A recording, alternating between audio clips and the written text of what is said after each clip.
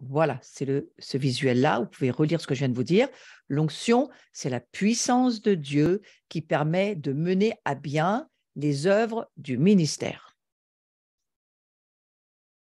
Faites le lien avec ce que je suis en train de vous dire. Nous sommes des sacrificateurs, n'est-ce pas? Nous sommes des adorateurs, mais nous sommes des sacrificateurs, nous sommes des prêtres, nous sommes aussi des rois. C'est ce que nous dit l'Écriture, à la fois dans l'Ancien et dans le Nouveau Testament. On retrouve tous ces passages qui nous le disent. Et vous savez que alors, je vais juste expliquer ceci, que quand on parle de l'onction de Dieu, on évoque une huile spéciale qui consacrait et mettait au service de Dieu. Donc, vous voyez, cette puissance de Dieu, elle nous permet de mener à bien les œuvres du ministère. Et les œuvres du ministère, on va les vivre grâce à cette onction. Et on lit dans l'Ancien Testament que cette huile, eh bien, elle consacrait, elle mettait au service de Dieu les sacrificateurs, les prophètes, les rois. Mais également, il y a un autre roi, Cyrus, qui, lui, n'était pas juif, mais qui était appelé aussi loin, c'est-à-dire le Messie. Vous voyez, il n'était pas juif, mais il était loin, lui aussi. Et par-dessus tout, et bien sûr, il y a loin de Dieu, le Mashiach, le roi des rois. Ça, c'est Yeshua, Jésus dont il est question. Mais le Saint-Esprit, il nous invite à rechercher l'onction de Dieu et à utiliser son huile pour la guérison, la protection, la consécration.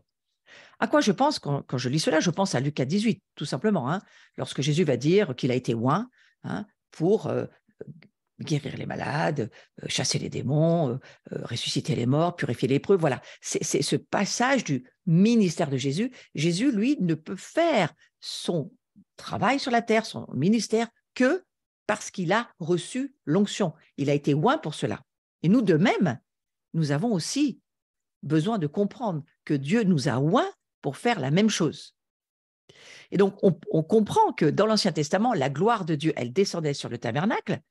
Et si on lit le chapitre 40 du livre de l'Exode, on va se rendre compte que, non, ce n'est pas du tout là où j'en suis, on va se rendre compte que dans le tabernacle, il oignait tous les instruments, il oignait tout ce qui faisait partie du tabernacle était oint, vous voyez. Et l'onction de Dieu, eh bien, c'est la main de Dieu, c'est comme la main de Dieu qui se met sur quelque chose, elle se met sur des personnes. On vient de le voir, on vient de voir qu'elle peut se mettre sur spécialement sur les sacrificateurs, sur les prêtres et sur les rois, mais elle se met aussi sur les ustensiles du tabernacle. Et je trouve ça très intéressant parce que, vu que nous savons aujourd'hui que nous sommes le tabernacle, nous devons saisir ce que Dieu est en train de nous dire.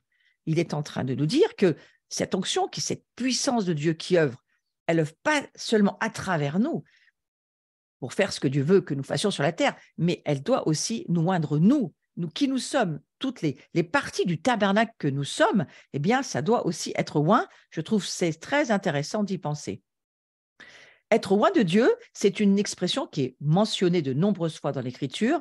Le mot vient de machar, ça veut dire qu'il donnera le terme Mashiach, qui veut dire loin. Yeshua Mashiach, c'est Jésus, le Christ, le oint, c'est-à-dire le Messie, celui qui est oint. Messie, ça veut dire oint. Donc, il y a de nombreux Mashiach dans la Bible, mais le plus important, évidemment, c'est Mashiach ben David, devant établir son royaume sur la terre, loin de Dieu par excellence. Il le sera doublement parce qu'il le sera en tant que roi et il le sera en tant que sacrificateur. Mais Israël, c'est également loin de Dieu. On le lit dans l'Écriture, et nous pouvons l'être aussi, bien sûr, nous le sommes en tant que croyants. Donc, les sacrificateurs et les rois, dans la parole de Dieu, on voit que Jacob, c'est le premier à oindre d'huile la pierre sous sa tête quand il voit Dieu. Et c'est un petit détail, mais important, pour lequel il faut se souvenir. Jacob, il va oindre la pierre sous sa tête quand il voit Dieu, c'est dans Genèse 28, 18. Intéressant de se dire que Jacob, il ne pose pas sa tête comme ça. Il oint d'abord la pierre sur laquelle il va mettre son oreille. Et puis par la suite, Dieu ordonnera l'aspersion d'huile sur l'autel des sacrifices. Sur le tabernacle, tous ces ustensiles, j'en ai déjà parlé, cette huile, elle était très spéciale. On lit cela dans Exode chapitre 30. On peut noter aussi qu'on peut oindre d'huile notre maison, notre voiture, parfois des choses qui sont dans notre propre maison, et pourquoi pas tout ce qui est au service de Dieu. Donc, si il le faisait dans l'Ancien Testament, on peut très bien le faire aussi, nous, dans notre maison, dans l'époque dans laquelle nous vivons. C'est juste un modèle auquel on peut se référer. Donc, vous voyez, lorsque dans votre maison, vous avez besoin peut-être de ramener de la sainteté, vous ressentez le besoin de oindre chez vous certaines choses, eh bien, faites-le, parce que c'est tout à fait important. Si le Saint-Esprit vous le ramène à la pensée, c'est sans doute qu'il veut y faire quelque chose et peut-être consacrer un endroit et peut-être mettre sa main sur quelque chose, parce que c'est ça que ça veut dire aussi. La première mention de personnes ointes, on le trouve en Exode chapitre 28, au verset 1. Moïse, tu feras venir ton frère Aaron et ses fils, tu les oindras, c'est-à-dire tu verseras l'huile sur leur tête. C'est ça que ça veut dire, hein, oindre à cette époque-là. Et puis, un petit peu plus loin, verset 41, tu les consacreras, tu les sanctifieras. Donc, lorsque vous allez oindre d'huile votre vie ou quelqu'un ou un objet chez vous ou un lieu quelque part, eh bien, vous le consacrez, vous le sanctifiez d'une certaine manière. Et le verset finit par dire « Ils seront à mon service dans le sacerdoce ». Souvenez-vous, nous sommes des prêtres. Un prêtre, un sacrificateur, qu'est-ce qu'il fait? Eh bien, il offre des sacrifices, de louanges, d'adoration, mais il consacre aussi, il aide à sanctifier, à permettre à Dieu de mettre sa main là où Dieu veut la mettre. Donc, souvenez-vous que c'est aussi notre mandat de le faire. Alors, dans ce contexte particulier, il s'agit de l'onction sacerdotale et prophétique parce que les prophètes, ils reçoivent cette même onction. Le psaume 105 au verset 15 va nous dire ceci, « Ne touchez pas à mes oins,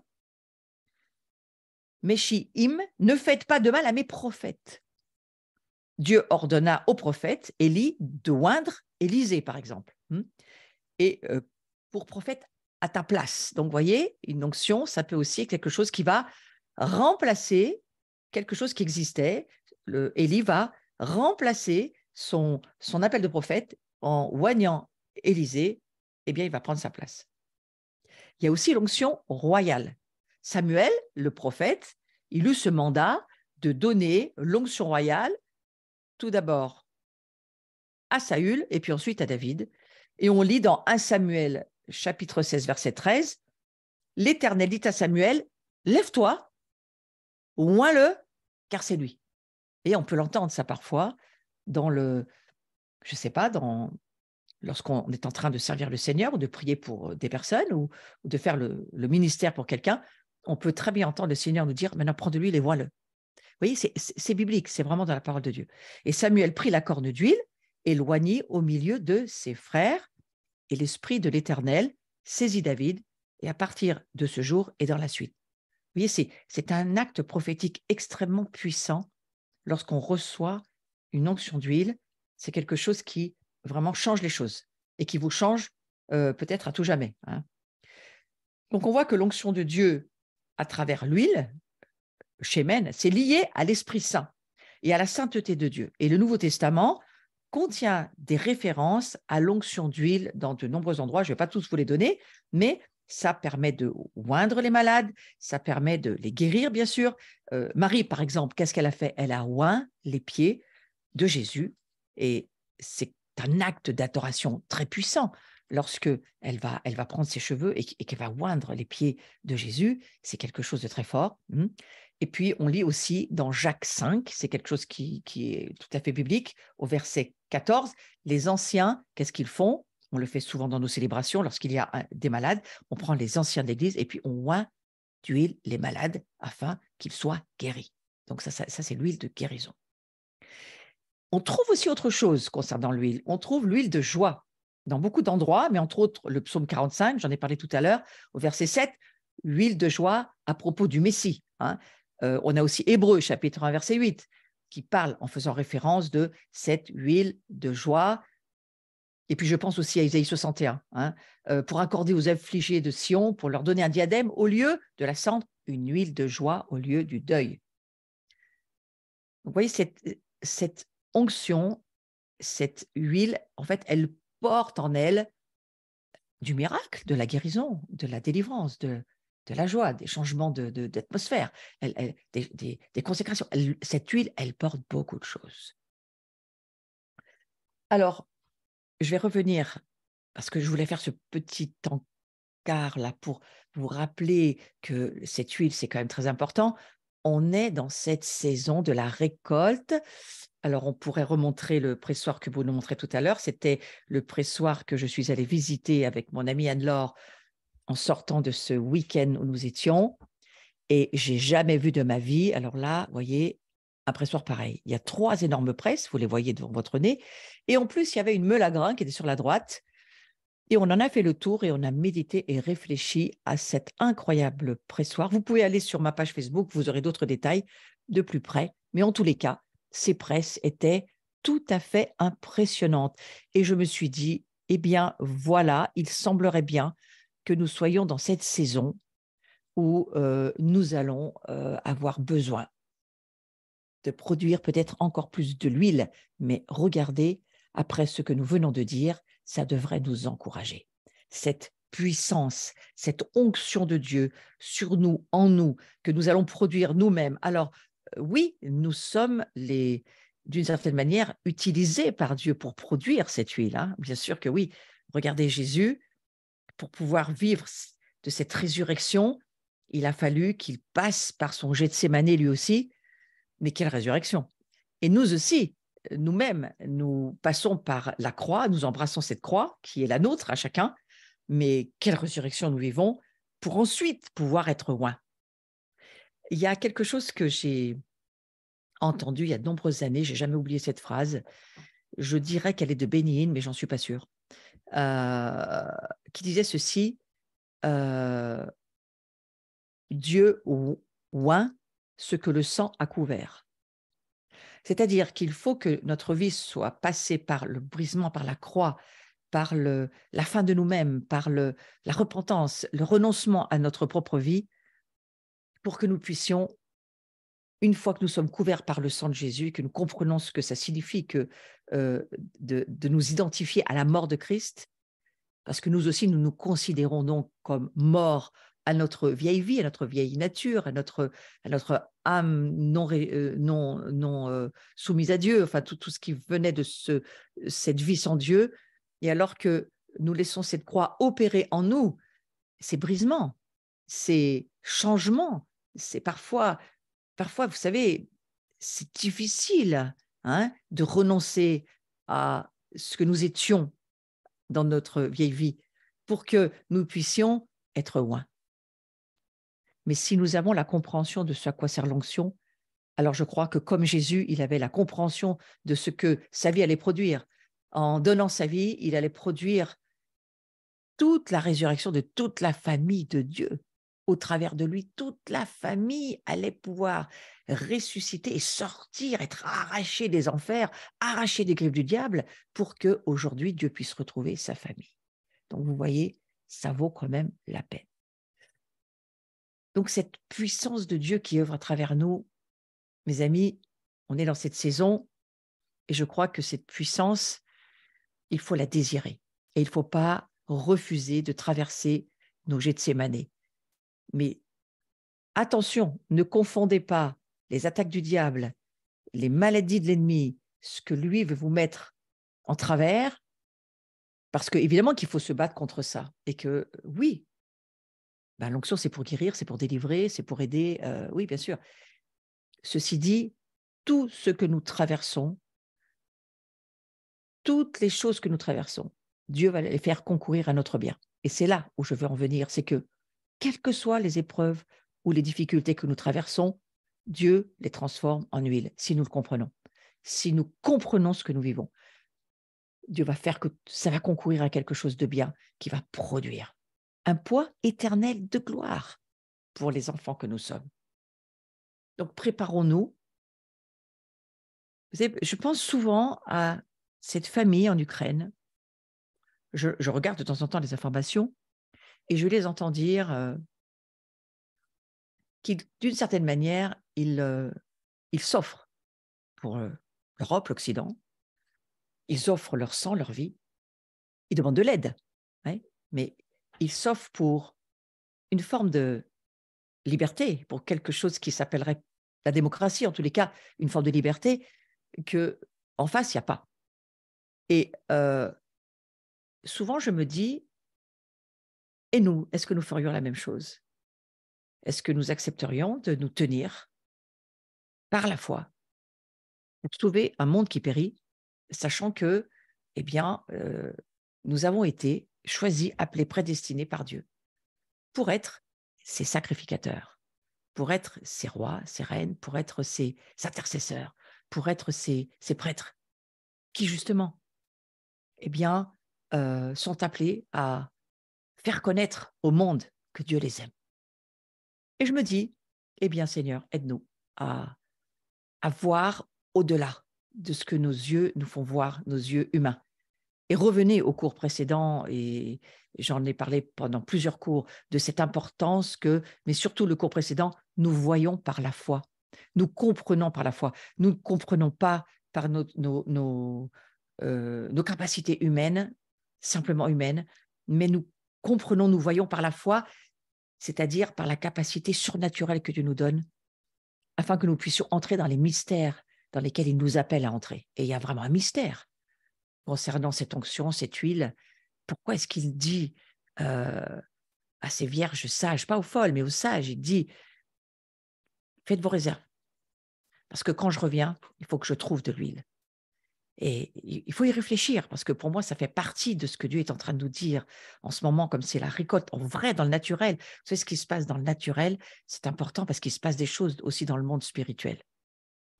Donc, cette capacité que Dieu va nous donner, cette mesure de foi et cette mesure d'onction, c'est-à-dire de puissance, pour l'appel qui est le nôtre, nous en avons besoin. Pas seulement la foi. Vous voyez, la dimension surnaturelle, les 3 dimensions surnaturelles, on a vu la foi, la première dimension surnaturelle, c'est la foi, parce que c'est par la foi qu'on comprend le surnaturel et donc le royaume de Dieu et donc ce que Dieu veut nous dire. Sans la foi, on ne comprend rien. Mais la deuxième dimension du surnaturel, c'est l'onction. Nous ne pouvons pas faire les choses par nous-mêmes. Nous avons besoin de vivre ce brisement, ce renoncement à nous. J'ai envie de vous dire, Dieu nous fera passer par les pressoirs, quels qu'ils soient, des différents pressoirs. Et là, il y en a déjà 3 qui étaient déjà assez gros. Hein. Il nous fait passer par cette production d'huile, parce que c'est par cette onction que nous produisons, que nous devenons cette huile pour les nations. Et que ça fait partie du monde surnaturel de Dieu. Et souvenez-vous, l'onction, c'est la puissance de Dieu. Donc, Dieu devient puissant lorsque nous ne sommes plus là, mais qu'il est en nous. Et que c'est lui qui est en nous. Et il vient en nous lorsque nous sommes laissés être